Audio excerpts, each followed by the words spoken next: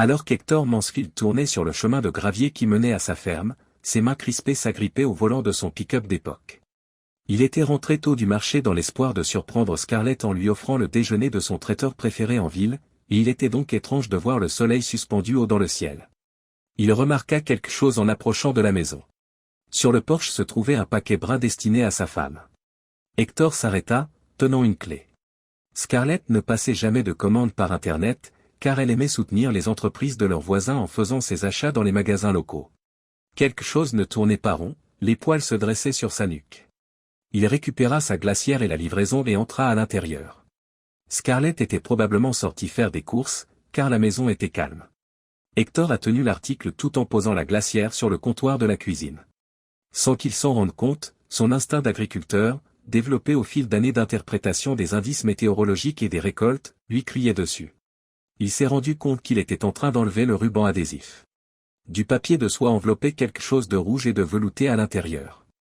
Une carte minuscule a volé jusqu'au sol lorsqu'Hector l'a retirée. En se penchant pour l'attraper, son cœur s'emballa. L'écriture était étrange, masculine. Où est le cadeau que j'ai envoyé pour notre prochaine nuit de folie? Divorcer dès que possible. Le monde d'Hector trembla sur son axe. Soudain, il sentit sa peau brûler sous l'effet du tissu rouge qu'il tenait dans ses paumes. C'était une robe à froufrou, le genre que Scarlett ne porterait jamais pour lui, et il la laissa tomber sur le comptoir. Son esprit s'emballait, les idées s'entrechoquaient comme une tempête de grêle sur un toit en tôle. Quelle était la durée de cette histoire? Qui était D? Alors pourquoi n'avait-il pas anticipé? Pour tenter de se calmer, Hector se verse un verre d'eau tandis que ses mains tremblent. Il faut qu'il planifie et qu'il réfléchisse. Ses pensées furent interrompues par le bruit d'une voiture qui s'engageait dans l'allée. Scarlett était à la maison. Hector enterra la tenue et le mot dans le garde-manger après les avoir poussés frénétiquement à l'intérieur du paquet. Il entendit la porte d'entrée s'ouvrir et attrapa un torchon pour essuyer ses mains moites. « Tu rentres tôt, Hector ?» s'écria Scarlett avec une pointe de surprise dans la voix. « C'est de l'anxiété ?» Il répondit, « Oui, journée creuse au marché », et fut stupéfait de voir à quel point sa voix semblait naturelle.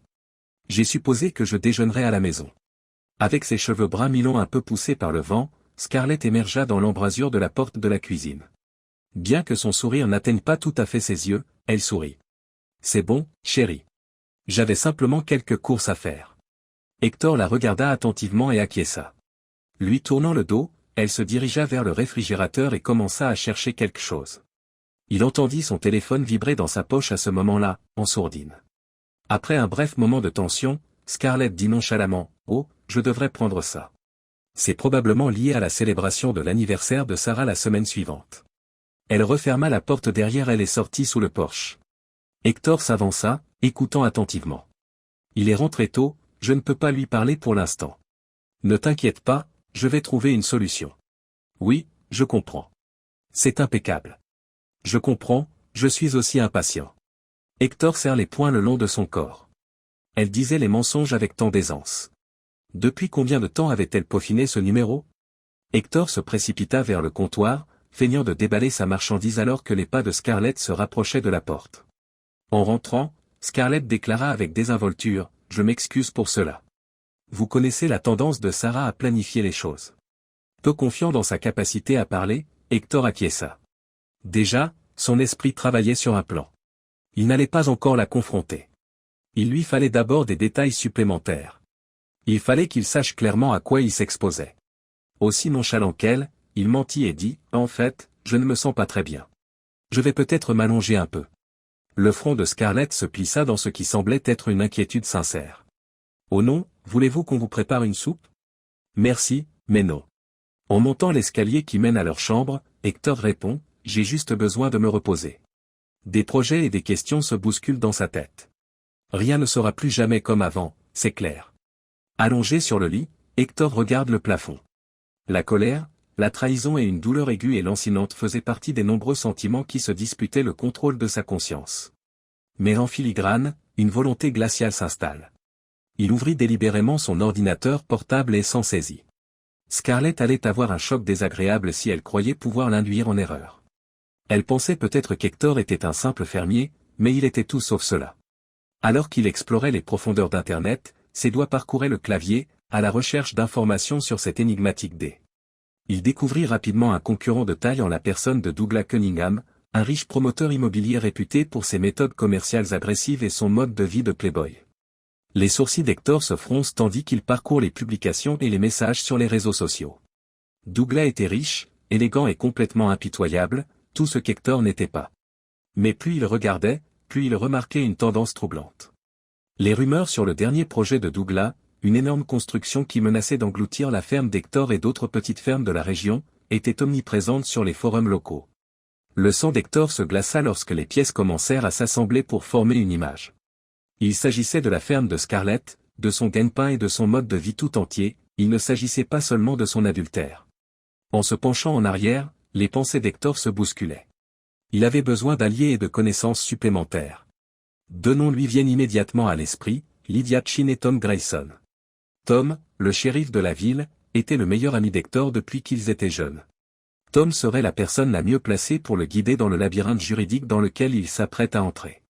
En revanche, Lydia est une journaliste d'investigation féroce pour le journal local. Lorsqu'il s'agit de révéler la vérité, elle a la persévérance d'un bulldog et le flair de la corruption.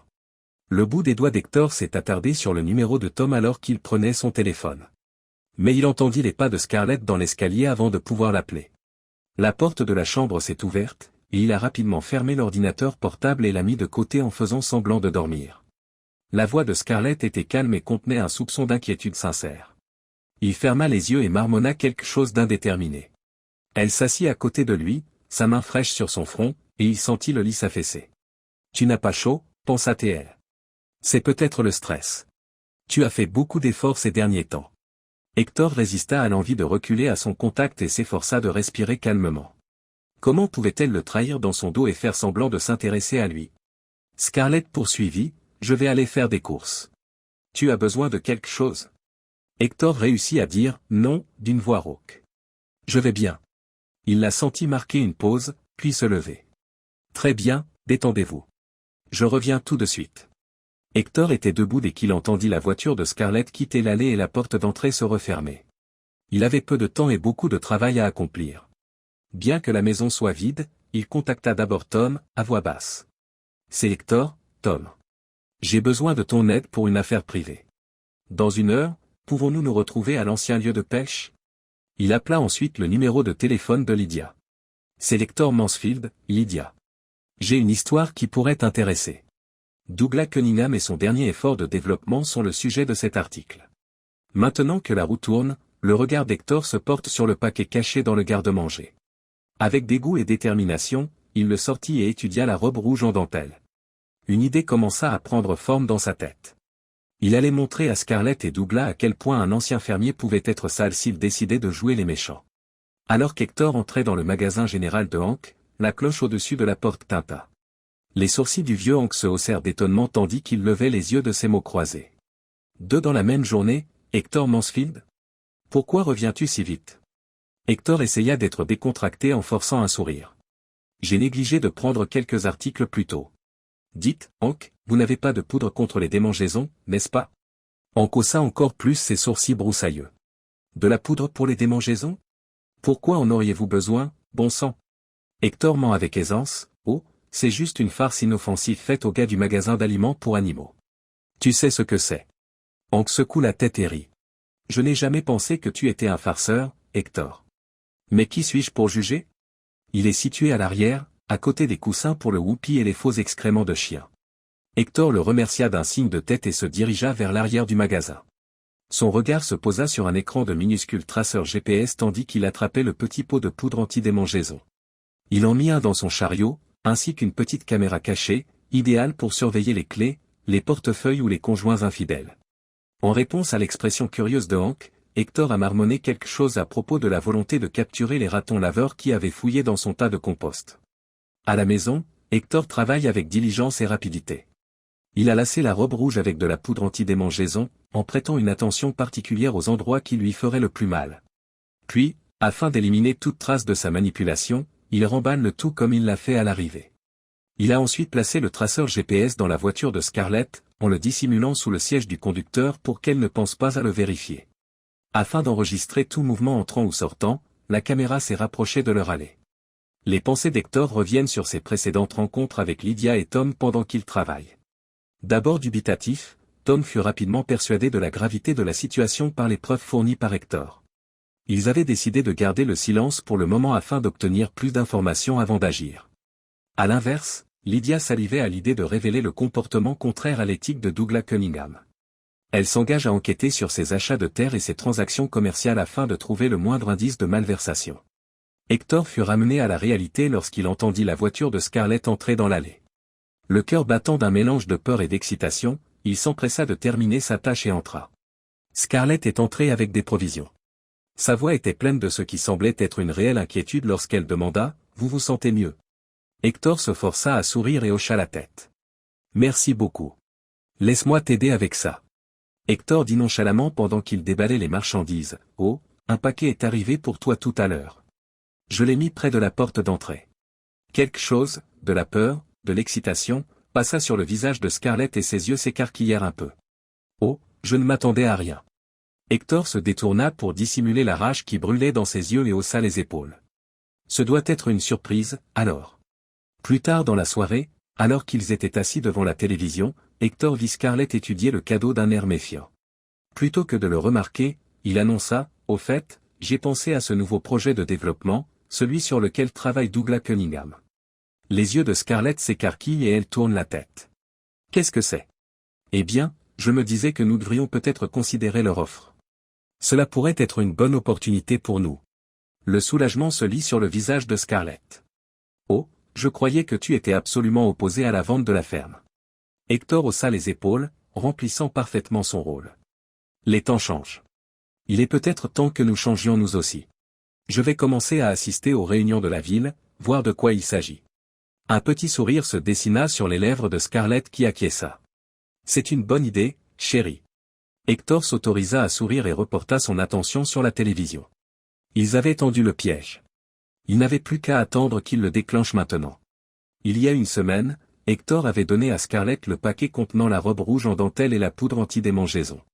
Au fil des jours, il avait vu monter l'enthousiasme mal dissimulé de sa femme, et chaque jour avait été un douloureux exercice de maîtrise de soi. Hector était assis à la table de la cuisine, feignant de lire le journal tout en observant subrepticement la course effrénée de Scarlett pour se préparer. Scarlett cria « Je sors maintenant, chérie », d'une voix un peu plus aiguë que d'habitude. « C'est la fête d'anniversaire de Sarah, tu te souviens.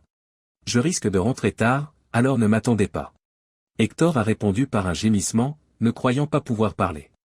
Un grand sac fourre-tout en bandoulière, il regarda Scarlett s'engouffrer dans la porte. Sans doute la tenue rouge était-elle cachée à l'intérieur, ainsi que les mensonges qu'elle avait prévus pour dissimuler son identité. Hector réagit immédiatement lorsque la voiture de Scarlett disparut dans l'allée. Il prit un minuscule sac de sport rempli de matériel de surveillance et son propre trousseau de clés.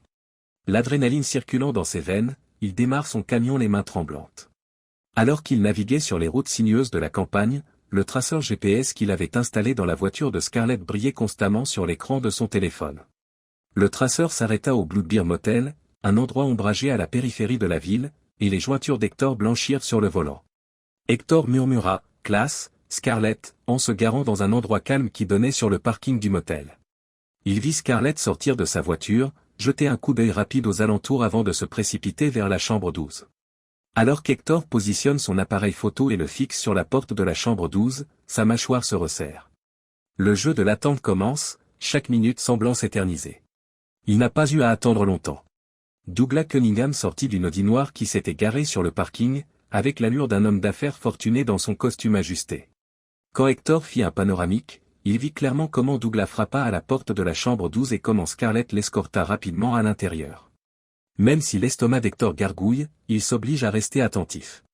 La douleur de la trahison n'est plus au centre de l'affaire. La justice était en jeu, tout comme la défense de sa communauté et de son territoire contre les manœuvres d'individus tels que Douglas Cunningham. Il n'y eut aucune action pendant près d'une heure. Pendant ce temps, Hector continue d'enregistrer avec sa caméra. Puis, venu de nulle part, le chaos s'est installé. Scarlett, vêtue d'une simple robe rouge, sortit de la salle 12 en explosant la porte. Son visage était tordu par la douleur, elle criait et se grattait la peau. Douglas la suivait de près, l'air complètement désorienté, les cheveux en bataille et la chemise défaite. Douglas cria « Qu'est-ce qui se passe, en essayant de saisir les bras de Scarlett qui s'agitait. Il a appelé, Scarlett, qu'est-ce qui ne va pas? Scarlett cria, ça brûle, en s'agrippant aux vêtements, ses griffes créant des zébrures rouges sur sa peau. Enlevez-moi ça. Oh mon Dieu, il y en a partout. Hector fait un panoramique, saisissant tous les aspects de l'agitation au fur et à mesure qu'elle se développe. D'autres clients du motel sortent de leur chambre pour assister au spectacle. Calme-toi, Douglas, dit-il en essayant de garder son sang-froid. Les gens nous regardent. Pensez au projet. Scarlett crache, merde, alors que des larmes coulent sur ses joues. Je n'en peux plus. Les mensonges, les cachotteries, essayer de manipuler Hector pour qu'il vende la ferme. J'en ai assez. Hector haussa les sourcils. Il n'était pas préparé à scruter un cadeau, mais il ne s'attendait pas à un aveu aussi évident. Hector rangea silencieusement son matériel tandis que les employés du motel se précipitaient, téléphone à la main, pour appeler une ambulance. Il avait plus que ce qu'il espérait, mais il avait ce dont il avait besoin. Un sourire se dessine sur ses lèvres alors qu'il s'en va, laissant le chaos derrière lui. Le grand feu d'artifice ne faisait que commencer. Le front du shérif Tom Grayson était pincé d'incrédulité tandis qu'il fixait l'écran de son ordinateur. Le moins que l'on puisse dire, c'est que la vidéo transmise anonymement par Hector est accablante. Il connaissait Hector depuis qu'ils étaient jeunes, et bien qu'il ait d'abord douté des affirmations de son ami, cette preuve était trop forte pour être ignorée. Jésus-Christ, murmure Tom en caressant ses cheveux clairsemés. Il saisit son téléphone et compose un numéro qu'il connaît. Chef, nous avons un problème. Vous allez vouloir voir ça. Dans la salle de rédaction du journal local de l'autre côté de la ville, les yeux de Lydia Chin brillaient de la passion d'un prédateur qui vient de sentir l'odeur du sang. Elle a découvert une mine d'informations grâce au tuyau anonyme. Elle avait désormais entre les mains l'histoire d'une vie, les images vidéo confirmant tout ce qu'elle savait déjà. Elle a crié, Johnson, à un stagiaire voisin. Donnez-moi tout ce que nous avons sur les transactions foncières de Douglas Cunningham au cours des 5 dernières années. Et que quelqu'un trouve dans quel hôpital Scarlett Mansfield a été emmenée. Le sujet était déjà en vogue sur plusieurs plateformes, tandis que l'équipe de Lydia se dépêchait de passer à l'action. Les médias sociaux s'enflammaient de rumeurs et d'indignation, et les stations d'information locales interrompaient leur programmation habituelle pour diffuser des alertes sur les dernières nouvelles. Scarlett Mansfield était alitée à l'hôpital général d'Oakville, la peau encore rouge et gonflée par la réaction allergique à la poudre antidémangeaison. Scarlett avait à peine vu l'afflux d'alertes sur son téléphone qu'une infirmière le lui retirait. Maintenant que tout le monde est au courant de sa liaison, les médias locaux en parlent abondamment. Des larmes de regret et de culpabilité coulent sur ses joues et Scarlett ferme les yeux. Pourquoi tout avait-il si mal tourné? Tout ce qu'elle voulait, c'était un petit frisson, un avant-goût de la grande vie. Douglas est engagé. Sa réputation est détruite et son mariage est en ruine. Toute la ville la considère comme une épouse infidèle qui a tenté de vendre l'héritage de son mari. Pendant ce temps, Douglas Cunningham est en plein contrôle des dégâts dans son luxueux bureau avec vue sur la ville. Son avocat préparait déjà des commentaires et examinait les options juridiques, et son téléphone n'avait pas cessé de sonner depuis que la nouvelle était tombée. Douglas a grogné dans son téléphone. Je me fiche de ce qu'il faudra faire. Arrêtez ça tout de suite. Son regard s'est posé sur une photo encadrée sur son bureau lorsqu'il a raccroché. Lors d'un banquet de charité, on le voyait serrer la main du maire, les deux hommes affichant un large sourire. Le dégoût tordit les lèvres de Douglas. Il avait fait trop d'efforts et était allé trop loin pour laisser un petit paysan et sa femme infidèle tout gâcher. Il commença à élaborer un plan. Peut-être qu'un peu de pression sur les bonnes personnes pourrait résoudre ce problème, mais pas l'argent. Il plissa les yeux, reprit son téléphone et parcourut ses contacts jusqu'à ce qu'il tombe sur Hector Mansfield.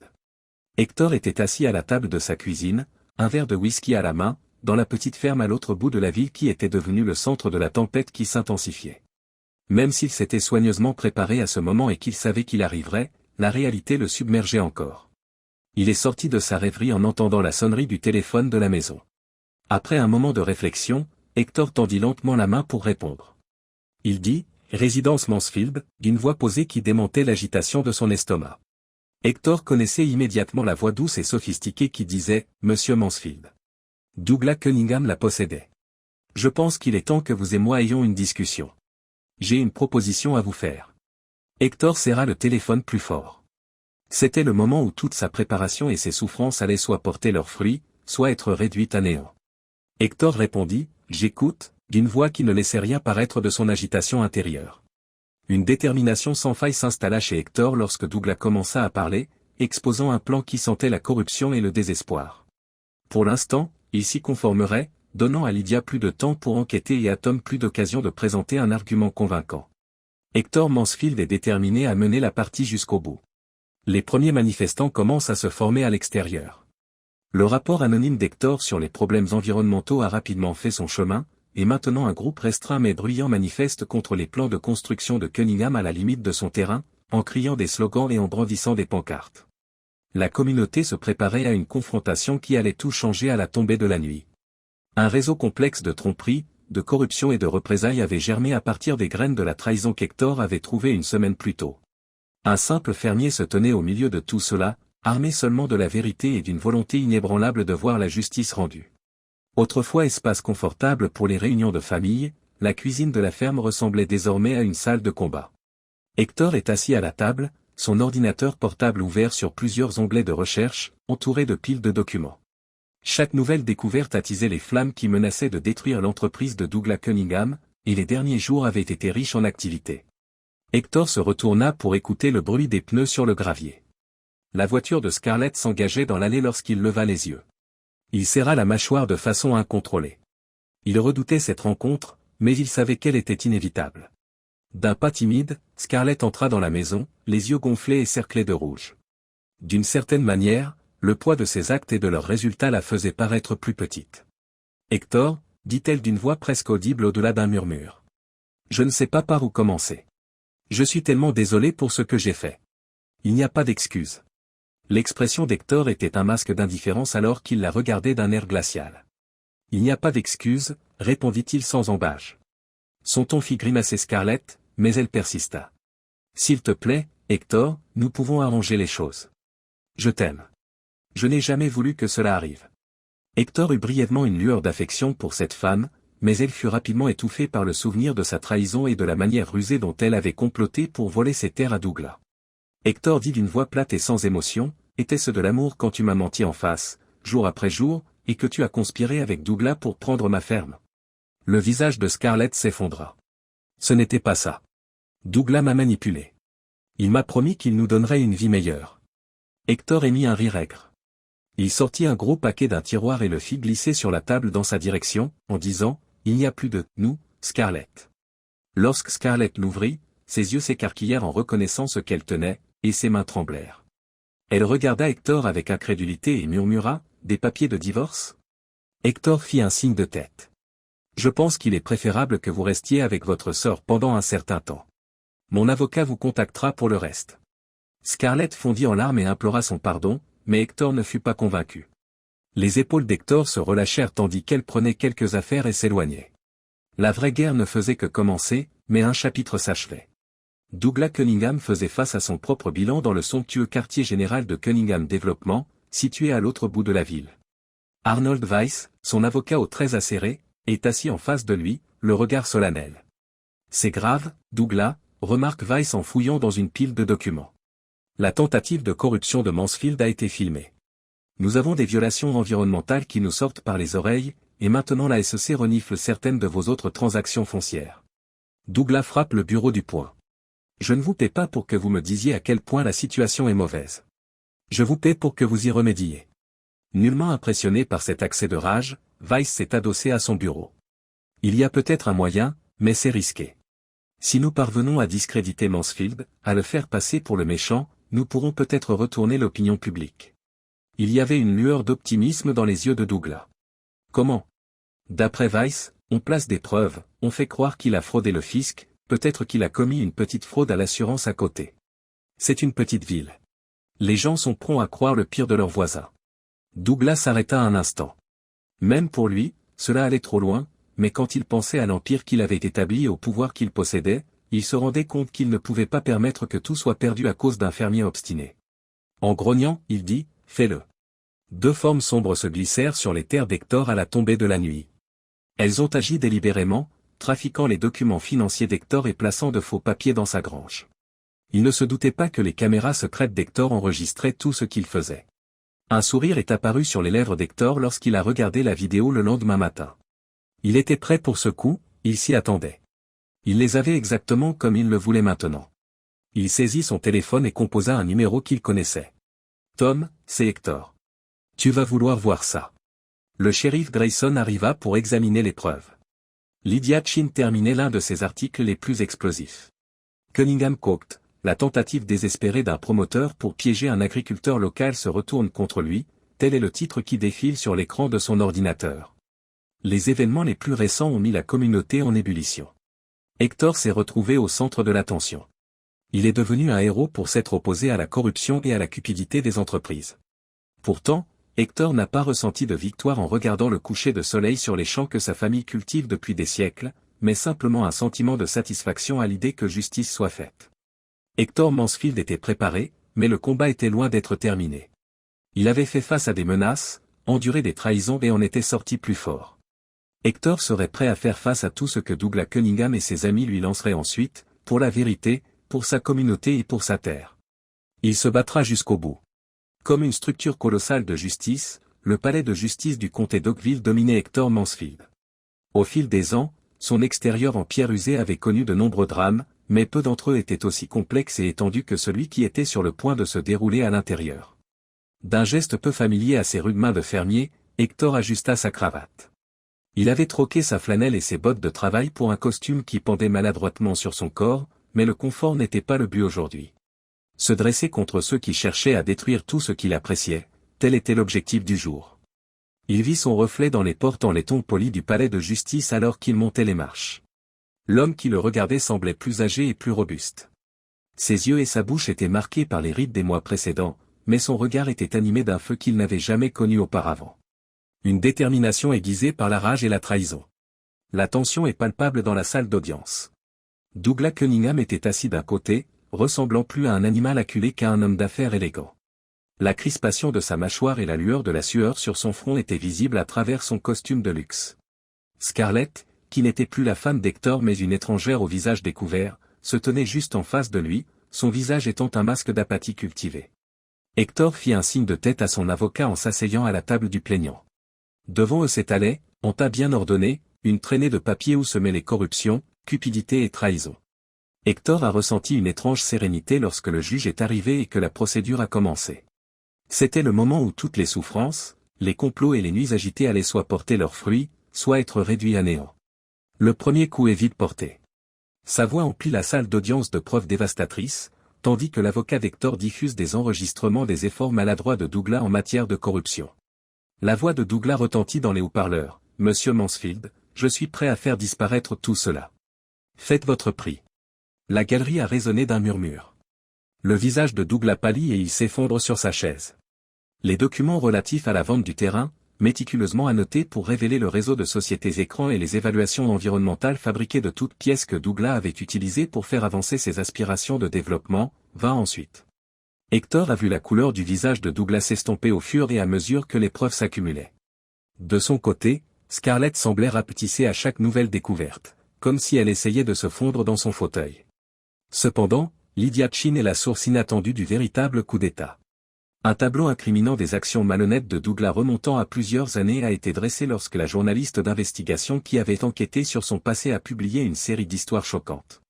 La juge, aux cheveux grisonnants et au caractère bien trempé, a écouté tout cela d'un air détaché. Elle enlève ses lunettes et parcourt la salle d'audience du regard après la présentation du dernier élément de preuve. Au vu des preuves accablantes qui ont été présentées, dit-elle, rompant la pose tendue. La cour donne raison au plaignant, Hector Mansfield. La galerie a poussé un soupir collectif. Alors même que la juge poursuivait, les épaules d'Hector commençaient à s'alléger. La société de M. Cunningham est condamnée à verser d'importants dommages-intérêts à tous les agriculteurs concernés. La pleine propriété de la ferme de Mansfield doit rester à M. Mansfield. Douglas se leva d'un bond, le visage tordu par la colère, mais son avocat le ramena rapidement au sol tout en lui parlant frénétiquement à l'oreille. Hector resta immobile, fixant Scarlett alors que la salle d'audience était en pleine effervescence. Leurs regards se croisèrent brièvement, et il aperçut une lueur de regret ou d'effroi dans les yeux de la jeune femme avant qu'elle ne détourne les yeux. Les procès familiaux qui s'ensuivirent ne furent guère remarquables. Scarlett ne reçut rien de l'accord de divorce parce que son infidélité avait été rendue publique et que son implication dans les machinations de Douglas avait été révélée. Hector ne ressentit aucune victoire en sortant du palais de justice ce jour-là, le soleil de fin d'après-midi chauffant ses joues, mais plutôt un sombre sentiment de satisfaction que justice ait été rendue et une profonde lassitude quant au prix de tout cela. Hector comprend que le conflit est loin d'être terminé, même si la bataille a été gagnée. Reconstruire sa vie, sa communauté et la confiance brisée n'étaient que le début du véritable travail. À la périphérie des terres d'Hector, l'ancienne grange avait connu des jours meilleurs. Les grandes portes doubles gémissaient de protestation lorsqu'on les ouvrait, le toit s'affaissait par endroits de façon menaçante et la peinture cramoisie s'écaillait et se décolorait. Aujourd'hui, cependant, elle est animée d'un but et d'une activité. Des hommes et des femmes venus de tout le comté s'étaient rassemblés à l'intérieur pour cultiver cette terre depuis des générations. Ils s'appuient sur des poutres de soutien usées et s'assoient sur des piles de foin. Bien que leur visage soit marqué par les rides du stress, leurs yeux brillent d'une lueur d'espoir absente depuis des mois. Hector était bien conscient du poids de l'attente alors qu'il se tenait devant eux. Après le procès, il avait acquis le statut de héros local en tant que David ayant vaincu Goliath. Cependant, il était conscient qu'un seul triomphe ne garantissait pas un conflit et que le danger des promoteurs rapaces continuait de planer sur leur quartier. Il dit, « Mes amis », d'une voix qui semblait naturelle dans la grange silencieuse. Ce que nous avons vécu, ce que nous avons surmonté, ce n'est qu'un début. Il présente ses idées de coopérative, qui permettraient aux petits agriculteurs de s'unir, de mettre en commun leurs ressources et de lutter d'une seule voix contre ceux qui tentent de les expulser. Nous sommes plus forts ensemble, ajoute Hector, dont la voix se fait plus puissante. Nos familles cultivent ce sol depuis des générations. C'est plus qu'une simple terre, c'est notre patrimoine, notre héritage. Et par Dieu, nous allons le protéger. Il y a eu une vague d'accords dans la foule. Les dos se redressent, les têtes hochent. Hector vit que l'atmosphère dans la grange était en train de changer, que l'incertitude et l'anxiété cédaient la place à la résolution et à la détermination. Les agriculteurs sont restés pour serrer la main d'Hector, lui faire des remarques encourageantes ou s'informer sur la coopérative alors que la réunion touchait à sa fin. La grange a retrouvé un sens de l'objectif et une vitalité qui lui avaient fait défaut pendant trop longtemps. Cependant, l'optimisme de l'occasion n'est pas partagé par tout le monde. Scarlett Mansfield, non, se dit-elle cruellement, Scarlett Thompson maintenant, regardait par la fenêtre l'étrange rue en contrebas depuis un petit appartement à l'autre bout de la ville qui semblait être un monde à part de la ferme qu'elle avait autrefois appelée sa maison. Elle avait tout perdu à cause du procès, sa maison, son argent et ses amis. La communauté qui l'avait accueillie s'est soudain retournée contre elle. Chaque fois qu'elle sortait, elle était suivie par des regards et des chuchotements. Scarlett porte un verre de vin à ses lèvres, ses mains tremblent un peu. Même si elle avait commis des erreurs horribles, elle ne méritait pas d'être rejetée à ce point. Toute sa vie a été effacée. Dans ses pensées, une idée folle et désespérée commença à prendre forme. Elle s'approcherait d'Hector, s'offrirait à lui, lui demanderait pardon et jurerait d'arranger les choses. Son cœur doit encore brûler de l'amour qu'ils ont eu autrefois. Douglas Cunningham, quant à lui, s'agite dans une chambre d'hôtel crasseuse à la périphérie de la ville. Il regarde droit dans les yeux la catastrophe financière qui l'attend. Les procès s'empilent plus vite qu'il ne peut les suivre, et son entreprise est en ruine. Il savait exactement qui blâmer, Hector Mansfield, pour l'effondrement de l'empire qu'il avait passé sa vie à créer. Ce nom était comme de l'acide dans sa tête. Il avait été mis à genoux par ce fermier sans prétention. Après des mois de colère bouillonnante, il avait fini par exploser. Douglas enroula sa paume autour du goulot d'une bouteille de whisky à moitié vide. Il la jeta contre le mur avec un hurlement de frustration et regarda avec une violente jouissance la bouteille se briser, les fragments de verre et le liquide ambré jaillissant à l'extérieur. Une clarté glaciale s'abattit sur lui alors qu'il se tenait là, le torse bombé. Il n'était pas du tout au bout de ses peines. Il avait tout perdu à cause d'Hector Mansfield. Il était temps de lui rendre l'appareil. Hector se tenait sous le porche de la ferme des Mansfield, contemplant les champs qui s'étendaient à l'horizon. Plus que jamais, la terre qui avait failli lui être enlevée lui semblait précieuse. Ce n'est que lorsqu'elle fut à mi-chemin de l'allée qu'il vit arriver la silhouette de Scarlett. Il avait reconnu cette promenade n'importe où, même de loin. Hector serra la mâchoire. Même s'il avait anticipé ce jour, il avait espéré avoir plus de temps pour se préparer à l'avalanche de sentiments que sa présence continuait d'évoquer en lui. Hector pouvait lire le désespoir dans les yeux de Scarlett qui s'approchait de lui, le tremblement de ses lèvres alors qu'elle s'apprêtait à parler. Mais il la stoppa net en levant la main avant qu'elle n'ait pu dire quoi que ce soit. « Non, dit-il doucement. Quoi que tu sois venu dire, Scarlett, ne le fais pas. » Elle commença, « Hector, s'il te plaît », sa voix se fissurant. « Je sais que j'ai fait des erreurs, mais... » « Des erreurs ?» demanda Hector avec un rire bourru et peu humoristique. « Tu as trahi tout ce que nous avions construit ensemble. Tu as conspiré pour voler ma terre, mon héritage. Ce ne sont pas des erreurs, Scarlett. Ce sont des choix. » Hector ne s'inquiéta pas lorsque les joues de Scarlett commencèrent à se couvrir de larmes. La femme en face de lui était une parfaite inconnue déguisée en ancienne amoureuse. Sa voix était plus douce à présent. « Je suis désolé, chuchota-t-il. Mais il n'y a plus rien pour toi ici. Il est temps pour toi de partir. » Hector vit un chapitre de sa vie s'achever tandis que Scarlett se retournait et partait, les épaules tremblantes de larmes silencieuses. Oui, il y avait de la douleur, mais c'était une douleur propre, du genre qui disparaît peu à peu. Le type qui se tenait dans l'ombre des arbres bordant sa propriété lui était invisible. En observant l'échange, il n'a pas remarqué la lueur de colère dans les yeux de Douglas Cunningham. Le pire était à venir, mais il n'en avait pas conscience. Alors que la première fête des récoltes d'Oakville depuis des années commence, le soleil bas de l'automne projette des ombres profondes sur le champ de foire. Le parfum terreux des citrouilles et la douceur des pommes emplissent l'air frais. La musique et les rires flottent au vent, accompagnant joyeusement la célébration de la ténacité et de la communauté. Hector Mansfield a observé sa famille en train de parcourir les étals remplis de produits régionaux tout en se tenant à la périphérie de la foule. Lors des promenades en charrette à foin, les enfants criaient de joie et des voisins qui n'étaient que des connaissances quelques mois auparavant conversaient comme s'ils étaient de vieux amis. Il est tiré de sa rêverie par une main qui lui tape sur l'épaule. Le shérif Tom Grace lui offre une assiette en carton remplie de tartes.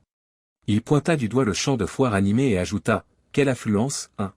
Tu peux être fier, Hector. Rien de tout cela ne serait arrivé sans vous. » Mal à l'aise avec le compliment, Hector haussa les épaules. « J'ai juste fait ce que n'importe qui aurait fait. » Le visage de Tom devient sérieux. « Non, tu n'as pas fait ça. Tu t'es levé quand il aurait été plus facile de céder. Tu t'es battu pour cette communauté alors que la plupart des gens se seraient enfuis. » La foule se tait avant qu'Hector ne puisse répondre. Le maire, un homme corpulent avec une moustache en guidon, tapotait sur un micro tout en escaladant une estrade de fortune. « Mesdames et messieurs, dit la voix du maire, si vous voulez bien m'accorder votre attention, s'il vous plaît. J'ai le grand honneur de vous présenter l'homme qui a rendu tout cela possible, l'homme qui nous a rappelé ce que signifie se tenir ensemble face à l'adversité. Veuillez accueillir Hector Mansfield. » Le public explose de joie. Tout le monde avait les yeux rivés sur Hector, qui sentit son visage rougir. Tom lui donna un coup de coude en direction de la scène. « Allez-y, dit-il en clignant de l'œil. Ton public t'attend. » Hector aperçut des visages familiers dans la foule alors qu'il s'approchait de la scène. Lydia Chin, qui tenait un bloc-notes, lui leva le pouce. Les anciens, qui se moquaient autrefois de sa coopérative, hochaient maintenant la tête en signe d'approbation. Il est accueilli par des sourires reconnaissants de jeunes familles dont les fermes ont été préservées. Hector sent qu'une vague d'émotion menace de le submerger alors qu'il se tient devant le microphone et qu'il contemple la mer de visages. Il se recentre en prenant une grande inspiration. « Les amis, commença-t-il, sans se laisser perturber par sa nervosité, je ne suis pas très porté sur les discours. Je ne suis qu'un agriculteur, comme beaucoup d'entre vous. Mais je sais que nous avons traversé beaucoup de choses ensemble. Et nous pouvons tout surmonter si nous restons unis. Nous sommes le cœur de cette ville. Et ensemble, nous sommes plus forts que tous les défis qui se présentent à nous. » Les applaudissements sont nourris. Les fantômes du passé se retirèrent dans l'obscurité et Hector sentit le poids des années quitter ses épaules. Hector sentit que, pour la première fois depuis longtemps, l'avenir était plus prometteur qu'il n'avait osé le penser, même s'il avait encore du travail à faire et des combats à mener.